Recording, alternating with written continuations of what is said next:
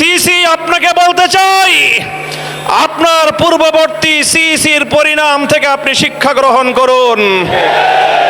আমরা যে আপত্তি জানিয়েছি, সঠিক তদন্তের মাধ্যমে জনগণের ব্যালটের অধিকার যদি ফিরিয়ে না দেন, বাংলার মানুষ জোর করে তাদের অধিকার কেড়ে নেবে ইনশাআল্লাহ।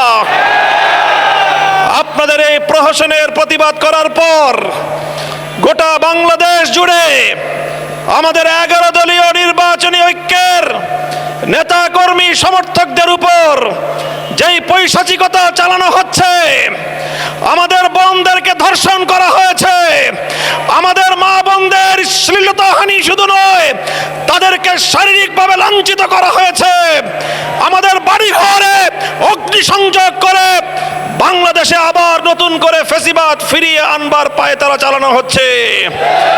মনে রাখবেন, রক্ত দিয়ে যে জুলাই বিপ্লব হয়েছে, সেই বাংলাদেশে আর কোনোদিন ফ্যাসিবাদ ফিরে আসতে পারবে না ইনশাআল্লাহ। পুরনো ফ্যাসিবাদীদের সাথে সখ্যতা করে বাংলাদেশের রাজনীতিতে যদি তাদেরকে আপনারা প্রবেশ করবার সুযোগ তৈরি করে দিতে চান, যেই পথ ফ্যাসিবাদকে ফিরে আসার জন্য তৈরি করবেন, সেই পথ দিয়ে আপনাদেরকে দিল্লিতে বিতাড়িত করা হবে। তৃতীয় কথা আমাদের পরিষ্কার, শরীফ ওসমান হাদি সহ প্রতিটি হত্যাকাণ্ডের বিচার করতে হবে। জুলাই বিপ্লবের আকাঙ্ক্ষা বাস্তবায়ন করতে হবে।